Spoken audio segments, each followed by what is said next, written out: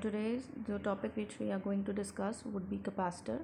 Now, what is a capacitor? Basically, capacitor is basically a device which is used to store the electrical charges.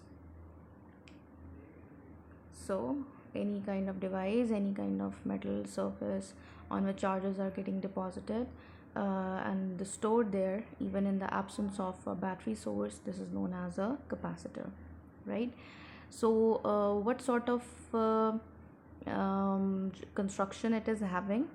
So, if I will draw a capacitor, how would it be like?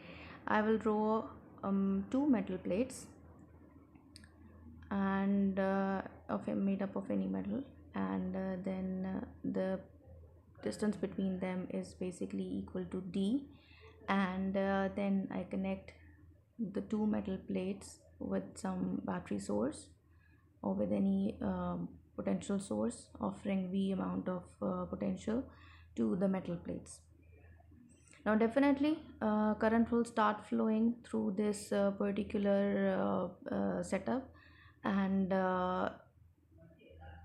positive charges will start to store on this charge plate, and because of electrostatic induction on the other plate, all the negative charge will accumulate on the inner side of the metal plate. And that's how basically, because of electrostatic induction, charges become stored on the capacitor, on the plates of the capacitor. And we say that some plus q amount of charge has been stored on this particular plate, and minus q amount of charge has been stored over there. And since the process will continue until and unless the battery source has been provided. Now if I remove this battery, what will happen?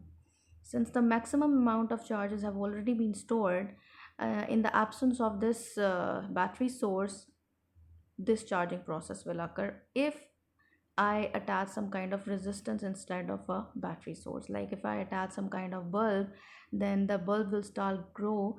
And how it will glow? Because discharging will occur, and this capacitor acts as a temporary battery source and will glow the bulb till all the charge has been discharged. So now what is meant by the capacitance? Capacitance is basically ability to store the charge by some capacitor. It's just like resistance, which you have already studied. Resistance is basically ability to resist, and capacitance is basically ability to store the charges, right? So basically capacitance is the capability of any kind of capacitor to store the charge, and it is represented by C. And we know that as the potential source, as the amount of charges is increasing, the potential difference between the plates is also increasing. And so this is a direct relation, and when we change this directly proportional sign into equality, what we get, q equals to cv. And this c is basically the capacitance, which is basically the constant as well, and c is the capacitance, and it is having a unit of farad, which you already know that the unit of capacitance is farad, represented by a capital F. And we also know that many other kind of units, many prefixes are also used. What kind of prefixes we generally study? These are pico farad and microfarad. Now c basically, which is the capacitance, and the constant as well. So on what factors it depend? It depends upon the medium which is placed between the charges. It depends upon the distance between the plates and the area of the plate. So because on these three factors, this capacitance depends, and how it depends, we will sort it out later. So unit of farad, and how we can define 1 farad. 1 farad is basically can be defined as ratio of magnitude of charges on either plate to the potential difference produced between the plates. So I would write C is equal to Q by V. 1 coulomb over 1 volt would be equal to 1 farad.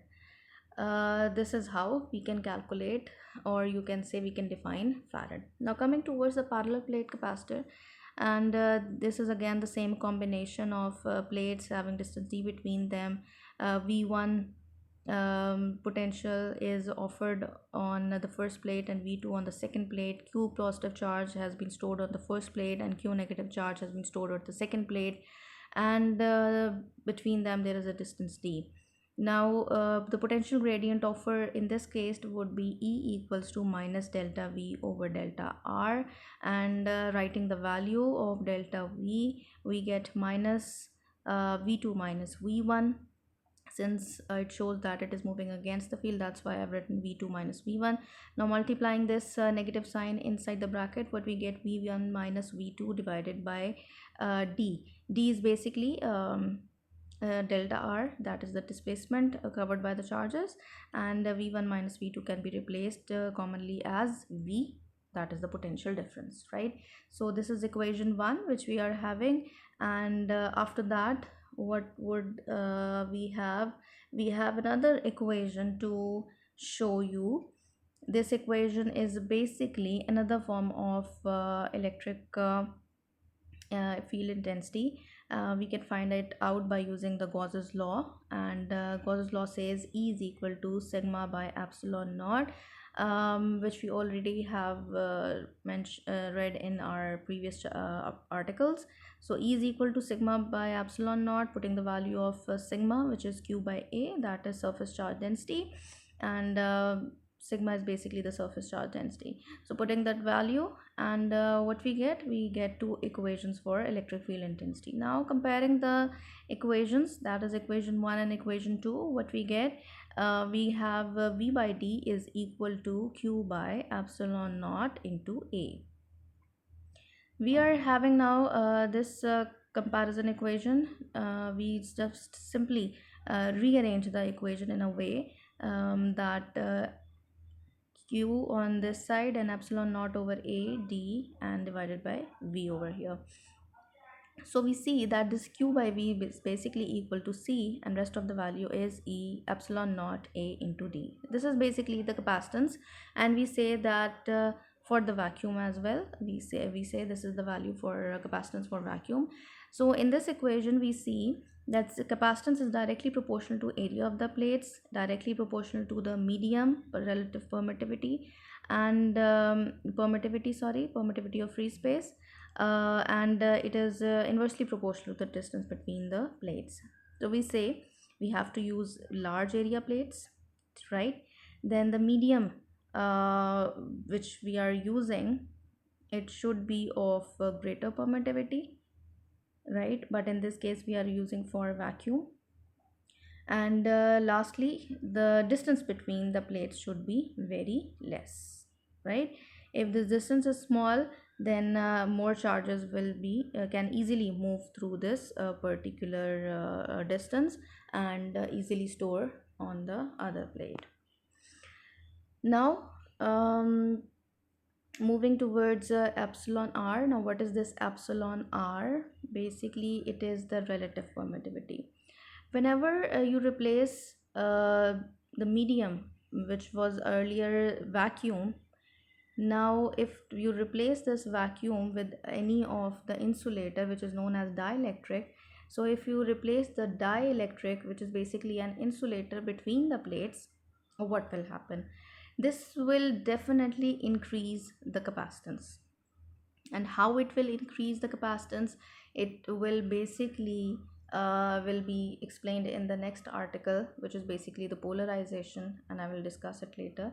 Capacitance increased by a factor of epsilon R, right? If you place any dielectric between the two plates, the capacitance would increase, and increase by an amount of epsilon R. And what is epsilon R?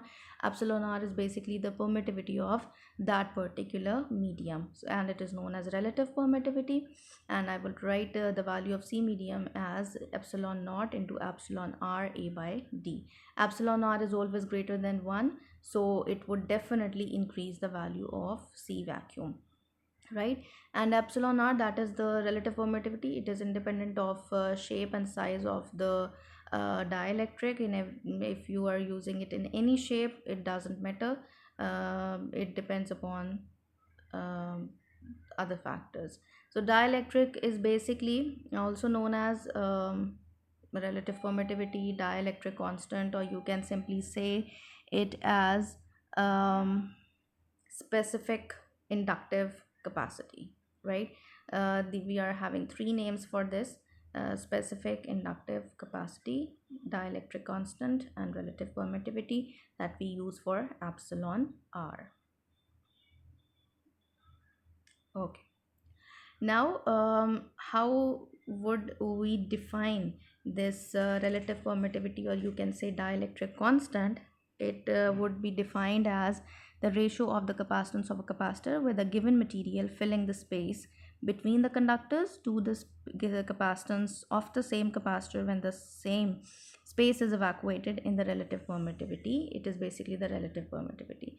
So epsilon r is basically the ratio C medium over C vacuum. On the putting the values, what we get, we have cancellation, and ultimately only epsilon r left. That means epsilon r is basically the ratio between C medium and C vacuum, and C medium would always be greater than C vacuum by a factor of epsilon r. So C medium is always greater than C vacuum, right? So this was our lecture for today. Thank you so much.